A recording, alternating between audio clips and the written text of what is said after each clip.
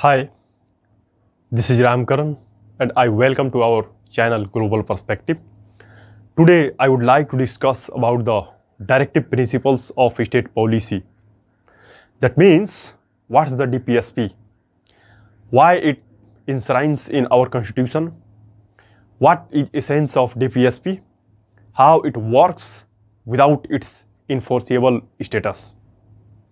Then first of all we look upon the DPSP. DPSP, that means Directive Principles of State Policy, are set of guidelines and principles enshrined in the constitution of country to provide a roadmap for the government's functioning and policy making. In our Indian constitution, Article 36 to 51 under Part 4 of the Indian Constitution deal with the directive principle of state policy. That means DPSP. They are borrowed from the Constitution of Ireland, which had copied it from Spanish Constitution.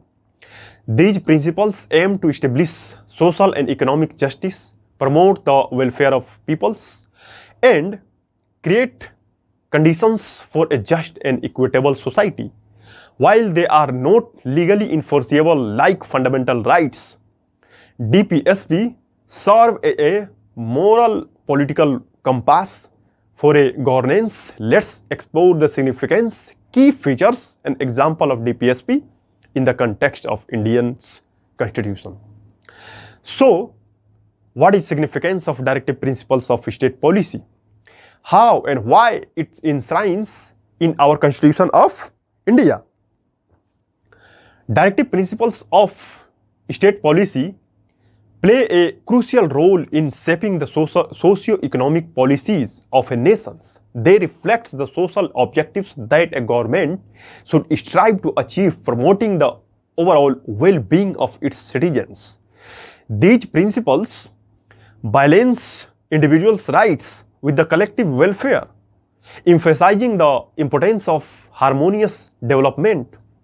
Social injustice in the next. Now we look upon some key features of directive principles of state policy. First point, non-justiciability.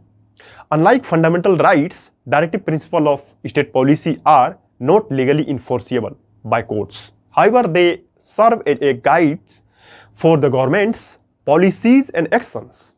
And second point, positive obligations. Wow, DPSP prescribes affirmative actions and positive obligations on the part of the state to create conditions for a social and economic justice.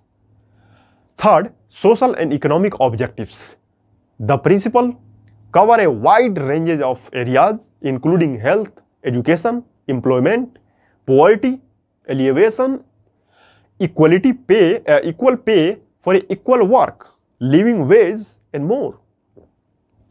And most important, fourth point, balancing act. Wow, directive principles strike a balance between individuals' liberty and the collective welfare of society, ensuring that the government's policies benefit the marginalized and vulnerable sections. And fifth point, duty of the state. Wow, DPSP impose a duty on the state to promote the welfare of people, secure social justice and eliminate inequalities. Now we try to look example of directive principles in India. Yes, equal pay for equal work. The state shall strive to ensure that there is no discrimination in pay for equal work for both men and women. Right to work and education is the second point. The state shall provide opportunities for work, education, policies, assistance in the cases of unemployment, old age, sickness and disablement. And third point, minimization of inequalities.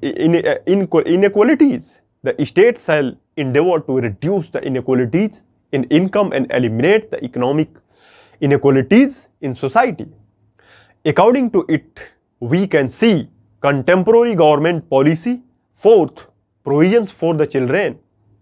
The state shall provide opportunities for children to develop in a healthy manner and protect them against the exploitation and more degradation. And fifth point, promotion of cottage industry. Wow. The state shall promote cottage industries on an individual or cooperative basis to enhance economic conditions in rural areas. Now, we can see about the balancing situation of directive principles of state policy and fundamental rights. A significant aspect of governance lies in balancing fundamental rights and directive principles. While fundamental rights grant citizens individuals liberties and protections against state intrusion, directive principle establish the duties of state towards its citizens. Welfare courts, when interpreting laws, often consider both sets of principles to strive the harmonious balance between individuals' rights and collective welfare. What is the evolution and its implementation of directive principle of state policy? Over time, the interpretation and implementation of DPSP have evolved in the context of changing social and economic conditions.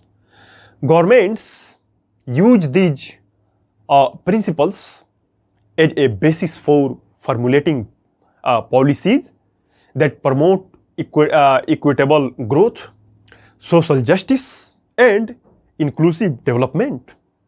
While not legally enforceable, the courts have occasionally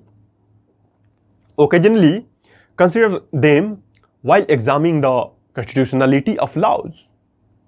We can say, as a conclusion, directive principles of state policy are a vital part of a constitution's framework that guides the government's policies and actions towards ensuring social and economic justice.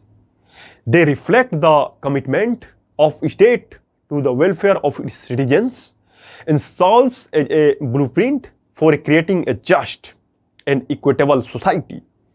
While they may not be legal binding, their influence on policy formulation and governance is undeniable. So, that is a short explanation about the directive principles of state policy. Thank you for listening me. Please subscribe the channel and hit the bell icon for the next informative video. Thank you.